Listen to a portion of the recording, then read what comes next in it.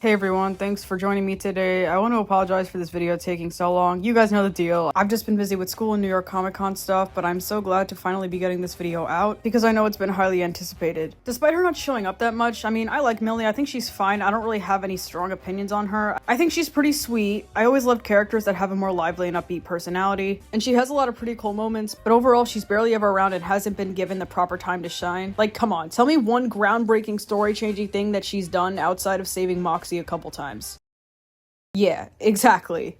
So anyways, before we get into the video, I just wanted to say thank you so fucking much for 5,000 subscribers. That is insane. I've only been doing YouTube for like 3 months now, and so the fact that my channel has gotten this big is just really unbelievable and amazing. It really does mean a lot to know that there are people out there who like listening to me and enjoy watching my content. And one last thing before we get into the video, if you didn't see my community post, I now have a Discord server, yay! And it's a little messy right now, and I apologize for that because I'm not used to managing Discord. I barely ever use it. It isn't perfect, but we have a lot of fun in there. We make fun of Stolas, we make fun of Woman, so yeah, it's a lot of fun, and if you're interested, you should totally join. But anyways, with all that aside, let's get into the video. So as I mentioned before, literally every good moment that Millie has is involved in some way with Moxie. She's barely even a character. She is by far the most underdeveloped and overshadowed character in this entire show. Which sucks because, like I said before, like, I do like Millie. I think she's cool, she has a nice personality, and I could be wrong, but if I remember correctly, not counting Moxie, Millie is like the only main character in Hell of a Boss who hasn't done anything that's like too terribly evil. Like, I mean, aside from her killing people and stuff, because that's her job, that's the premise of the show. I'm talking about, like, you know how Luna is an abusive bitch to her dad even though he saved her from the hellhole she used to live in? Blitz was an ass to Veronica sexually assaulted Moxie, and so on. Like, Millie and Moxie seem like the more almost normal characters. Like, when you look at the show from a moral standpoint, I think that they are the easiest to like, because I think if she was given proper development, she could have the potential to be a very loved character. But for the entire show, Millie has just been used as a plot device, and every cool moment that she has had has always been involved with Moxie in some way. Like first in Vacated Bone Town, I will say I do love this scene of Millie being a total badass and taking out this fish thing. It's probably my favorite part of this episode. It was awesome as hell, but why was she doing it?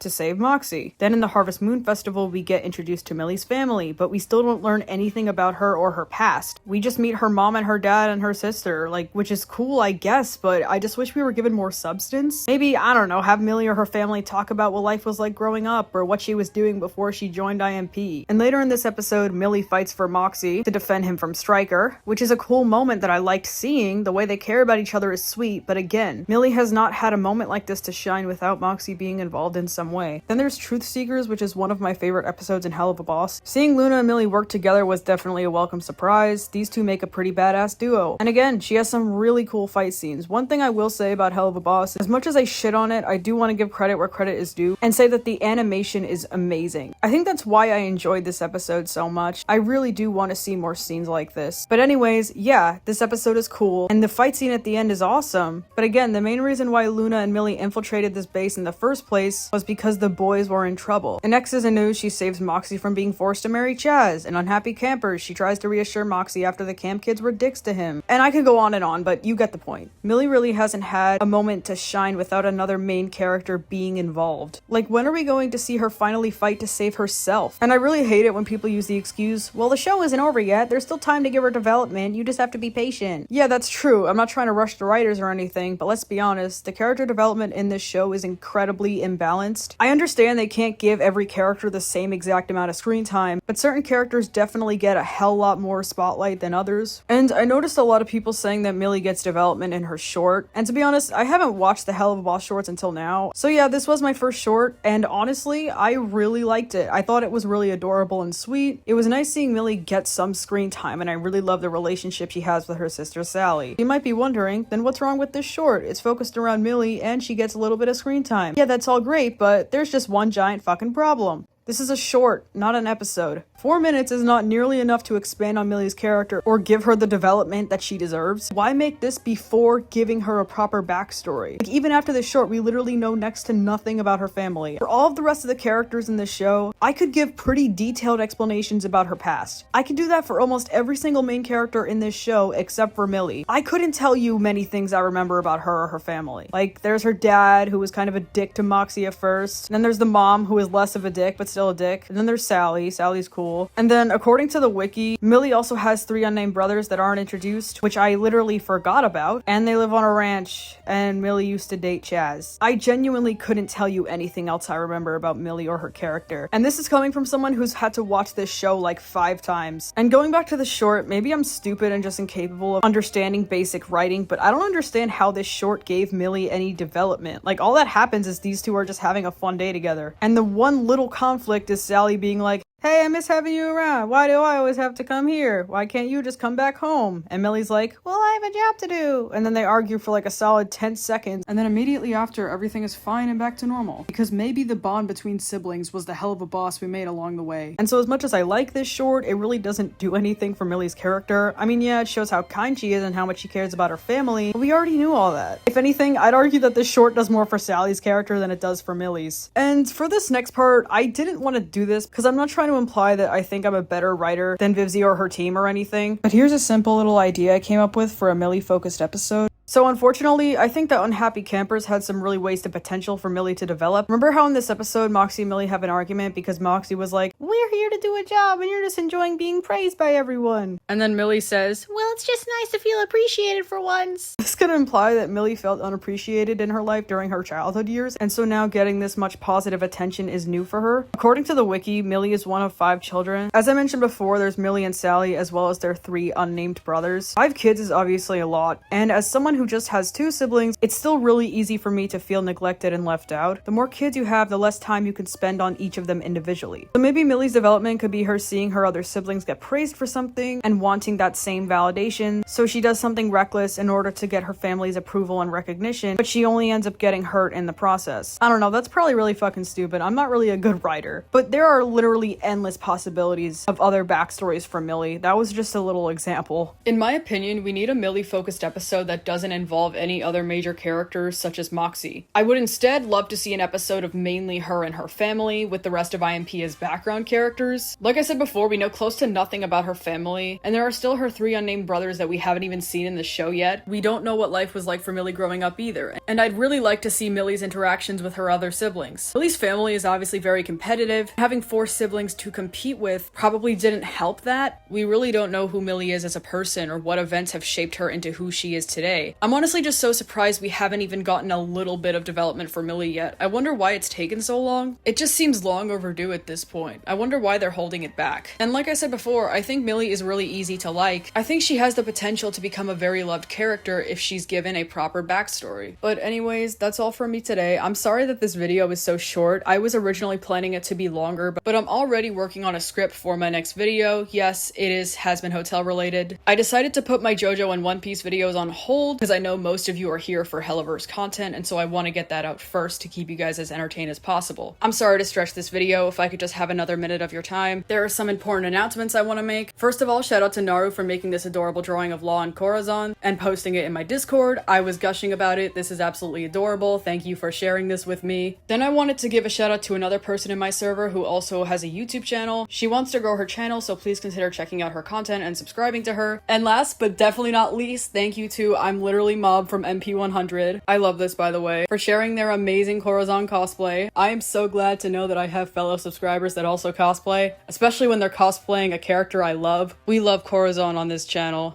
当然全部演技だ。嘘つけ！肩燃えてるよ！ If you guys want your work to be featured in one of my next videos, either message me on Discord or Instagram and I will try to get to as many people as I can. Thank you so much for staying till the end, and I hope you enjoy the rest of your day.